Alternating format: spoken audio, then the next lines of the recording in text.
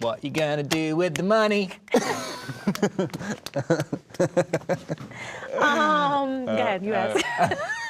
Don't cut that in, they'll use that as tease. Go ahead.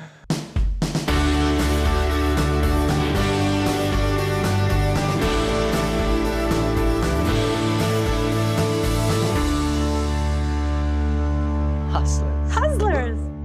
I very much liked it. Thank you. Thought it was really great. It was really fun. Is it true? I heard you saw it twice or once? I've seen it once. Okay, What? okay. Who told you that? Somebody told me you saw it twice, and I was very flattered. I got the link to watch it, and I was gonna watch it again yesterday, but I didn't get around to it. Okay, no, yet. it's fine. It's fine. But I saw it in the theaters. Yeah, that's I saw it in the great. theaters, and I Yes. really, really enjoyed it, and it was packed. Thank you. Which is always nice. Always great. What was I gonna ask? I think I should ask you about what you were just talking about. Why do you think, if Hustlers was directed by a man, it would be different? I think it would be so different if it was directed by a man. First of all, I think when men think of strippers, they think of it in a different way than women do. How? In that, you know, I think what Hustlers exposed was that men have a very secret life that they think women don't know about. And they have a way that they think and look at women that is very sexual all the time, that is very objectified a lot of the time. And they think we don't know about that. And in this environment of these clubs where you can be free in that, where men are allowed to kind of let that go and not have to cover it up all day, you really get to see that we know the secret. And I think if that was in the hands of a man, it would have been more careful for the men and a little bit less careful for the women. And we wouldn't have got, being that these were female protagonists, that there were women at the center of the story, it had to be the opposite. It had to be the opposite. You had to understand what it is to be a woman and to feel the things that a woman feels when a man looks at her in a certain way or treats her in a certain way. And I think Lorene Scafaria, the director, was really great in that she didn't treat either one too preciously. She told it really how it was from the women and from the men. So it was a non-judgmental lens. Whereas I think from a man, it would have been a little bit more like these women would have been judged a little bit by them. Just because I think men put women in categories. And so... Sweeping statements, Jesus. By the way, when I speak like this, I don't mean every man. I don't mean every man. I mean in general. I think you're probably right, too. Probably right. You know what? Now that I think about it, Jen, you nailed it. But yeah, I think it just would have been really different. It would have been a very different movie.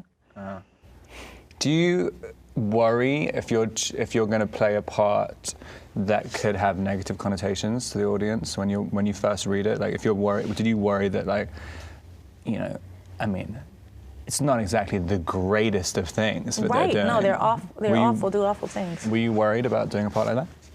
As an actress, no. Like, the actress in me just looks at it on the page and goes, oh, it's gonna be so much to sink my teeth into. I've never done anything like this. She's a stripper. She's also, like, really unapologetic. She's a little bit of a pimp. Like, there's so much going on that I've never explored before.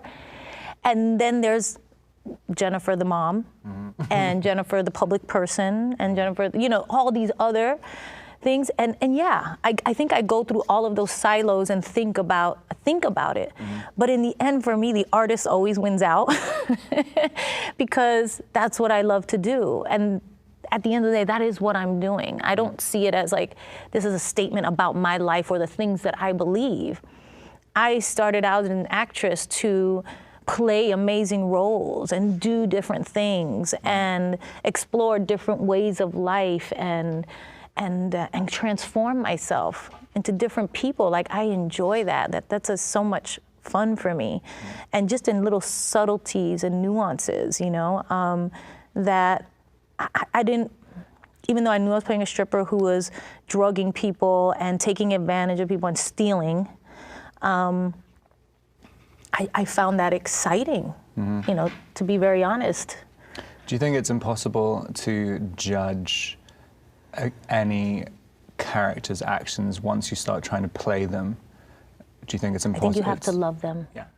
Yeah. I think, you know, as an actor 101, the first thing is you love that character, and you justify all the things they're doing, and you find a way to make it the right thing to do in that moment, or whatever the circumstances are. You know what I'm saying. You're an amazing actor, and so you understand that you have to embrace fully the life of that person. Do you think, though, that you're by trying to understand a character who's not necessarily behaving in the greatest of ways, you're imbuing them with your own empathy, and then as you're embodying them, you're thinking like, oh, because I've figured out a way to empathize with this character's actions, then they must have empathy themselves. Or is that just you projecting your own empathy onto that character? I think there's a part of it where you're just projecting your own empathy onto it, because in real life, it's not something you would do. It's in real life, it's not a place that you would go to, right? You know the difference, but you know as an actor that you have to empathize with them. You have to understand them. You have to know the reasons why they're doing what they're doing and truly believe in the choice, right, that they're making, and make it real for yourself. So what you do, you take some of what maybe experiences that you have that are similar, I find really works for me, and where I'm like, well, this is a little bit like when I did this or I did that, and it's so far away, but at least the essence of the emotion is there, and the essence of the reasoning is there, that you can understand it a little bit better. But yeah, I think it's more that you project onto it as opposed to like. It's like really? I get why they did this. I would have done this too. Yeah, no. Exactly. I think they're actually a Actually, really when good I person. saw Ramona for the first time on screen, because I had such a good time playing her, it was so much fun to play somebody who was such a fucking badass and who really didn't care about anything but the money. You know, and about what she wanted, and didn't care what their circumstances were or anything like that. And that kind of descended for her as the movie went on. When I first saw the movie, the first screening, they were like, oh, come see the screen. I'm like excited. I'm like, oh, first cut, let's see what it's like. I was sick to my stomach. I was like, oh my God, she is so, what? And what are they doing? Oh my God, this is awful. What, am I part of this? And then I had to remove myself from it, because when I watch a movie like Goodfellas or, you know, Boogie Nights or something, where you delve into one of these underground worlds, these kind of seedy, kind of underground, dangerous but sexy, enticing worlds, where you get caught up in doing bad things and it's a slippery slope, you really feel that that pull, you know, that pull that they have. It always looks way sexier in movies. Whenever you're in like a seedy kind of, but it's you always have to, like, it always smells weird. It's just like, this wasn't what I thought it was going to be. Well, when you read it in the script, you're like, oh, this is going to be amazing. And then you're there doing it, like you said, and you're walking around with, like, in your new movie, a gas mask on your face every day. And you're like, what am I Can't doing? say that, it's supposed to be secret. Okay, cut that out. From here, you can do the carousel. Put your head back. Come down. You can do Peter Pan. Knee hook. Just spin. So, The Lighthouse. Incredible performance. Incredible performance and a transformation for you. For you, when you read the script, what was it about it that made you think, yeah, this is the next one I'm gonna do? Because it's a risky film, black and white, you know, Hitchcockian, also very, you know, two characters, mostly the whole entire thing. It's super indie type feel. So it's not like the most commercial of films, obviously, but what made you think like this feels like a good idea? I mean, probably the same thing that appealed to you about Hustlers. Like, you're thinking, like, oh, I could be a stripper and stuff, and like drugging people. I'm like, get to like have sex with a mermaid and like just constantly naked, like weird. Like I have a cool mustache. Yeah. Like, no. No, I mean it was kind of really.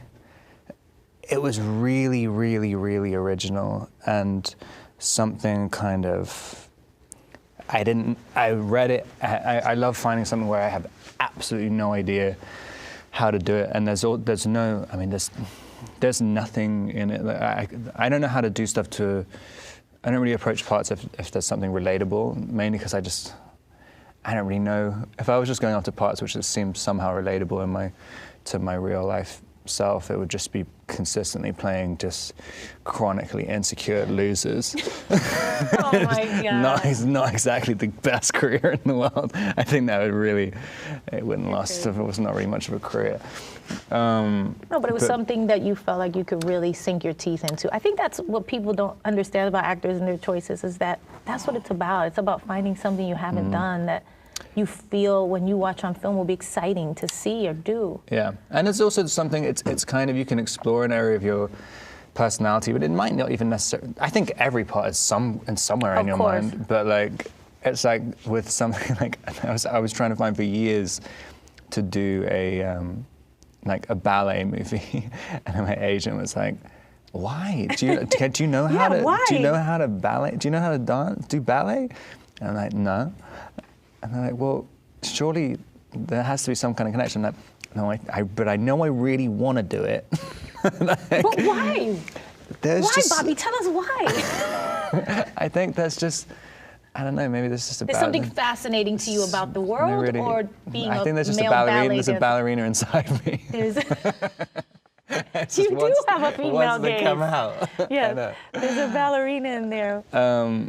But yeah, needs to dance. But I think there's something about doing that, finding that movie when I was like, it was kind of not completely regardless of what the story was, but I really wanted to do it just so you can kind of, even though you're being filmed and it's going to have this big audience and blah, blah, blah, and eventually people are going to see it, there's something very, very protected about shooting the actual movie, and it's kind of like, it's a safe place. Like I would never, for instance, actually get a job as a stripper. But I probably would play a stripper in a movie. Right, and maybe. Even that was terrifying. Right, so God. You can imagine what being a stripper is like, right? Oh my God. No. But I'm sure some people love it. I mean, it's I can imagine. It's a way of life for a lot of people. And also, like, I mean, it's kind of, there must be some kind of beneficial aspects of it. Like, you get people just being like, you're really hot. Yeah. All the time. Yeah, well, every day. It's like, I mean, it's kind of, gets old. Yeah, it probably gets old after a while. Sound like a goddamn parody. Giving and nagging orders like a sprinster school mom, when all the while giving the station and this devil's own role yourself. Well, it's all horseshit. Can you tell us a little bit what it was like making The Lighthouse and working with William Dafoe and the director?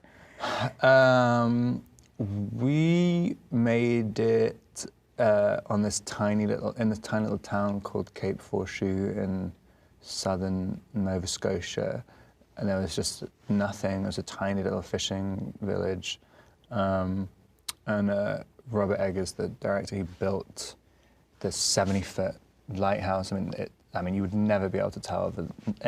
Every single set in the movie is kind of built, and the interiors were built as well, on location, to such exacting, period-correct specifications that you could open up every little drawer, and somehow they'd found cutlery from the lighthouse department in like 1880. Like, I mean, everywhere you looked, it was insane, and the costumes and everything.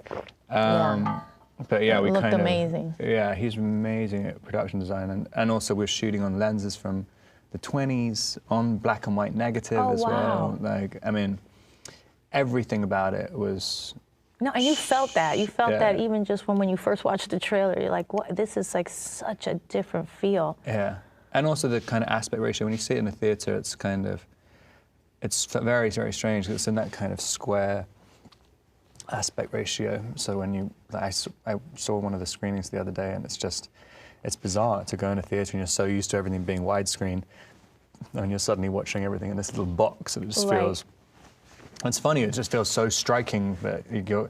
I mean, it's only you're just watching it in a smaller screen, and it suddenly feels like something very new and kind of alien. But yeah, we sort of basically spent every day under a rain machine, and shoveling. What's that like? coal. I mean, I know your character kind of descends into insanity as it goes, but it feels like the way that he set it up, the director, and the way he did it. And did you guys stayed there in that town, obviously somewhere, and kind of stayed in that mindset the whole time? I mean, I don't really. I mean, it's kind of.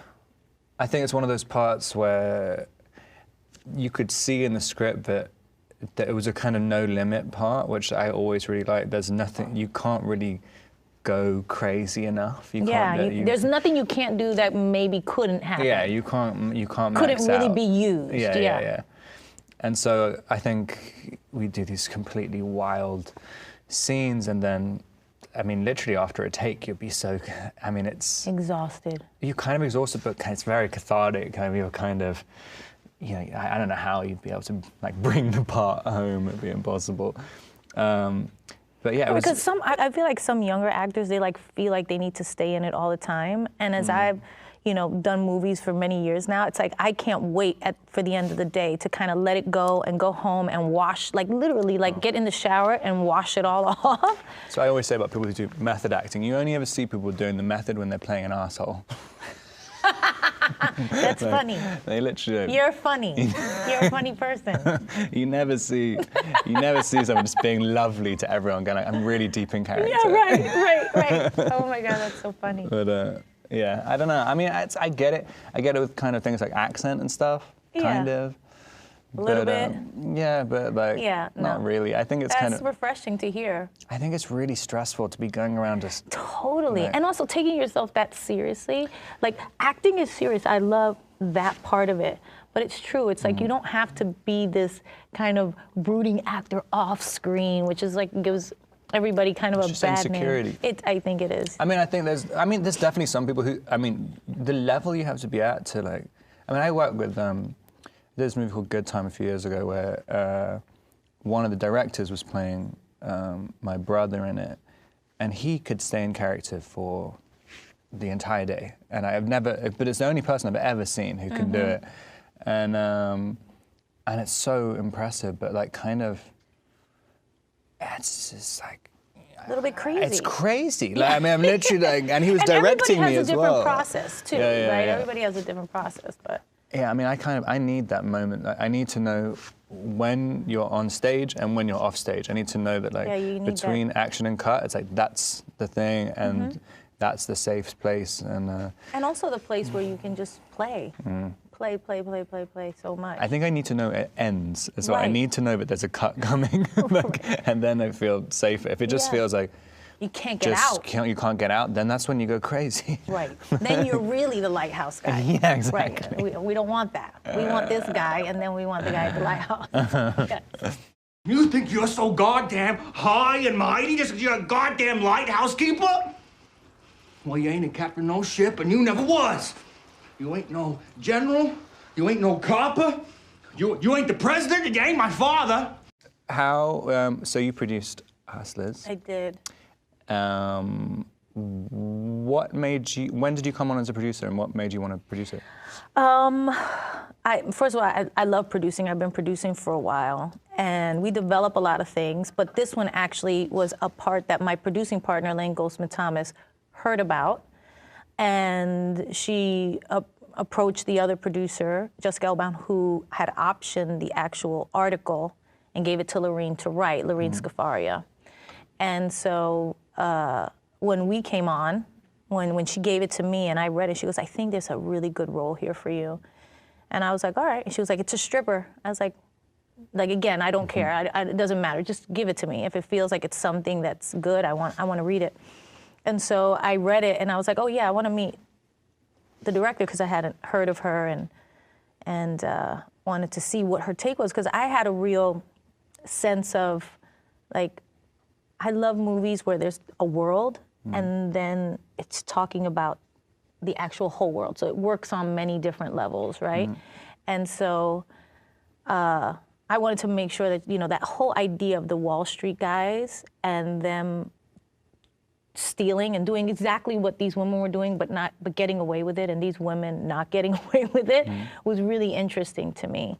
And so we sat down and we talked about it, and once I signed on, I was like, we'd love to produce this with you. And we were at one studio and then wound up having to take it to other studios. And so the producing process became actually a much, more in-depth thing than just signing on, becoming a producer on something and helping make the movie, yes, and make all the choices that go along with casting and, putting together the crew and all of the key people and things like that. But this was definitely something that became kind of an uphill trudge and battle to get made. Why do you think audiences like you doing this kind of part so much? I think they like to see me a little bit bad. They're used to seeing me, I've done Selena and Out of Sight and a lot of romantic comedies, and they like that. You know what I love of yours, which I think is such an amazing movie, is The Cell. Oh, thank you. The Cell is such a dope movie. Yeah, I mean, Tarsem is a real incredible. visionary. Yeah, he's an amazing And that movie director. still really holds up as well, even the effects and everything. Yeah. That's still one of the scariest. When Vincent D'Onofrio is coming down, he first sees you and you turn around and press the little button. No, it's crazy. It's still chilling. Like, oh my God. It's chilling. Like, and to be caught in that world, again, it's like creating these worlds where people, their imagination goes wild. And so cool. Yeah. I lost what we were talking about. Oh, the other movies. I think people, you said, why do people like me in this role? I think people want to see me tough and strong and bad, I think a little bit, because they're used to seeing me a certain way. And when they saw this, they were like, oh. I think also, like, we've been developing a script for Griselda Blanco, who's kind of like a drug queen pin. And she, a real character. And that got the same type of response that Hustlers did when people found out I was doing Hustlers. So I think they just like, they like a little bit of gangster in their Jennifer. I don't know, I guess. But I enjoyed it. I enjoyed it very much. And again, it was very different for me. Very different for me. And to wrap up the other story I was telling, when I first saw it, I was really sick to my stomach. I was like, oh my God, this is tough. This was tough to watch. And then I had to separate myself and go, no, you're like watching Goodfellas right now. You're watching Boogie Nights. You're watching one of these movies. You're not condoning this lifestyle or these choices. You're playing a great story that actually happened in a world that's really interesting to people and that they don't know about. And so it was actually something, once I let go of that, like, that's not you up there, separate yourself, I was able to enjoy the movie in the way everybody else did. How do you feel about when someone plays a part and then the audience, well, some people in the audience, judge the actor for having even played the part in the first place? Yeah, but that's what I mean. It's like, you can't do that, right? Yeah. You can't, and I always say that when people go, oh, what about this movie? You're doing this. I was like, I read this as an actress. Like, I'm an artist first. I'm an actress first. And when I look at these things, I look at them like, is there an interesting story to tell? What does it say about life? What does it say about people? What does it say about me? What does it say about her? What does it say about this character? And what can we find in it that can be... I just think movies are made to make you think. To make you think and to make you dream and to make you feel and to entertain you, but also to make you think. And I think that's important. I don't think there's much more of it than that. That's why we love them, Whether you like scary movies or romantic comedies or indie movies about people going crazy, or these girls, seriously, or about, It's its own genre. Yeah, I know that. But, all of them have a place, like, and we can't not tell all the stories. I think it's just about telling the stories. We gotta start thinking like these Wall Street guys. You see what they did to this country? They stole from everybody. Hardworking people lost everything. And not one of these douchebags went to jail. Not one. So we all got to know you. I got to know you when you did the Twilight series, and you were the vampire. And that was kind of a big studio film, and I've done some big studio films. What was it? Was it a conscious choice for you to kind of like, seems like after that you haven't done that? But now you're about to play Batman. So was it a choice to kind of move away from that for a while? And also, two-part question. I'm becoming an interviewer here. Two-part question. Why Batman? Like, were you ready to get back into like that big thing again, or? I mean, like with Twilight, I never. It wasn't really an established thing. Like to me, like the Catherine Hardwicke, who directed it, had done this movie called 13 and this other movie called Lords of Dogtown. They were like little movies, and they're cool, kind of hardcore movies. And Kristen was in stuff as well. Like she'd been in Into the Wild and some other things. And it was it was very, very felt indie. You thought it was going to be like a Lost Boys type of thing. Exactly. I thought it was going to be pretty. Like, I mean, it's a weird story, Twilight. When it's not just like it kind of. It's strange how people responded, I think, a lot to. Actually, no, I guess the book. They are very romantic, but at the same time, it's not just like. It's not like The Notebook romantic. There's actually something. The Notebook is very, very sweet and heartbreaking and stuff. Yeah. So it's about this guy. Like he finds the one girl who he wants to be with, and also wants to eat her. Like, I mean, it's literally like, well, not eat her, drink her blood, whatever. Right. Got it. Something like that. I mean, it's a pretty dramatic. It's a little bit Romeo and Juliet too, right? Like two worlds that can't be together, two families. But it's not other people telling them they can't be together. It's his own body telling him that he can't be. Which is what made it interesting. Yeah, and it's like, and I thought it was there are definitely bits of it which were just like very kind of romantic, but it was kind of, to me, I thought. I mean, I always thought, even the stuff I was doing before Twilight, I thought it was a kind of pretty weird story, and even the way I promoted, I was very open about like how strange I thought it was when I was doing it. And then afterwards, I didn't make a conscious decision really at all to do smaller things. I just basically kept doing what I wanted to do in the first place. Right. So you actually wanted to do Okay. So this is the question: when you're picking and you're starting out, you just want to do small, important films, or stay away from studio films, or that wasn't even in the thinking. It was just, I want to do good films. I think that's what most people think. Yeah, I mean, I don't understand at all. I know that one of my it's not part of my skill set to know what an audience wants at all. Okay. I don't have it. I don't have it in me. Well, not a big audience. I have no idea. Right. And but I know what I want. Like, and so the only thing I can really do is try and make a movie which I think I will go and see. And then the chances are there's going to be like at least one other person who'll want to see it. And also, like, I always kind of think, because there's more people like you out there. And I was just sort of thinking like, I sort of fell into acting. I mean, I just always kind of, so I've still got the mentality that I think that every job might be your last one. And so if it's going to be my last job, I want it to be something which I think is cool. And I mean, it's kind of cool if what takes you out is banging a mermaid. I mean, that's pretty great. Right. And it's like, it's kind of, it's like, yeah, I shouldn't have done that. And with Batman, there was something, I mean, it's a strange one for me. I mean, even my agents were like, because I was very, very focused on it. I don't know why. It kind of just kept coming back into my head. And I was working quite a lot over it. I mean, this is like probably like 2 years ago. And even my agent was like, really? Because I normally, it's not really. You wanted to do Batman, so you sought out the part. Mm-hmm. Oh, I didn't know that. Yeah. Well, not like sort it out. No, but you were like interested. But I was interested. You're like, if they're going to do another Batman, I want to do it. Or you knew they were going to do another one. I knew they were doing another one, and okay. then it just really appealed to me, and there's just something. I don't know. There was definitely a part of I don't know what it is which happened inside me, but I was like, I kind of want to do. It's a different feeling when you do something when you kind of know that there's an audience who has.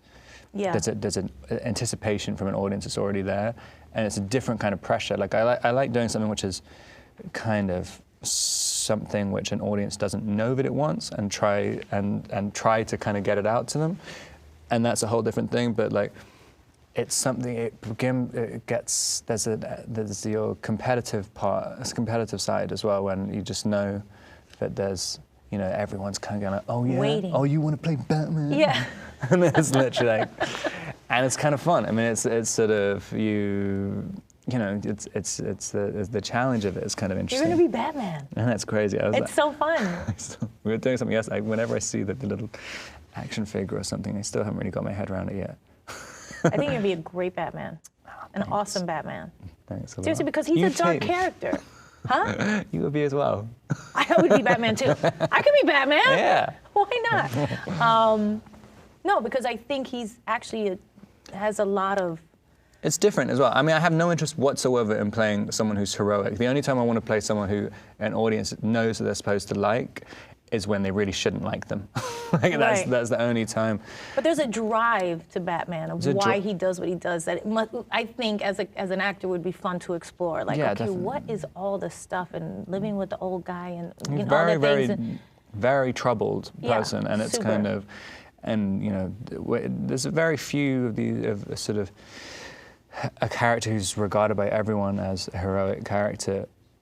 Most of them come, you know, they know that they need to save the day and they're saving the world, and they know who they kind of, they know they're good. And I always found it interesting with Batman that he's always struggling a little bit, especially, well, in some iterations of the story anyway, but he doesn't know if he's that great or not. Yeah. And that's kind of interesting. Kind of proving You're yourself walking all the the time. line all the time. So you're playing at the Super Bowl. I am. Are you excited? I am excited. I think there's not a musical artist in the world that doesn't dream of performing at the Super Bowl. And so to be, able to do that this year is a dream come true. Have you already put the show together? Or? I'm putting it together now. I'm putting it together now, me and Shakira together. I think, we're both excited to have been given the opportunity to do that and to stand there as two Latin women in Miami and to kind of bring that in flavor. Miami? Yeah. Oh, that's cool. I think that's why, it kind of all worked out really perfectly. And to kind of bring our specific thing that we do and show the world, like, I think it's important in this day and age for two Latin women to be standing on that stage when Latinos are being treated a certain way in this country or looked at in a certain way, to show that we have a really specific and beautiful culture and worth and value, and we bring something to this country that's necessary. And I think that's going to be an amazing moment. My main thing with the show is, like, I want to be so kind of like have the show so dialed in and locked in and be so happy what it is that I can just have fun. That's my goal. That night, I want it to be a celebration of who we are, all of us, because we're in this together. That's how I feel. I want to bring everybody together in that moment. Are you close to Shakira? Have you worked together before? We haven't worked together. We haven't worked together before. I've known her for years. And when we both found out we were doing it, we were super excited. And she's like, "This has been my dream my whole life." I said, "No, it's all of our dream." And she was like, "I said we're gonna have a good time." And so we've talked a lot. We're collaborating, trying to figure out, like, what amazing things we can do, because it's actually a great show because they put so much into it, and it's like, you have a budget that you never get to have when you're on tour for yourself. And so you can really dream big and have fun with it. So we're looking to have a good time that night.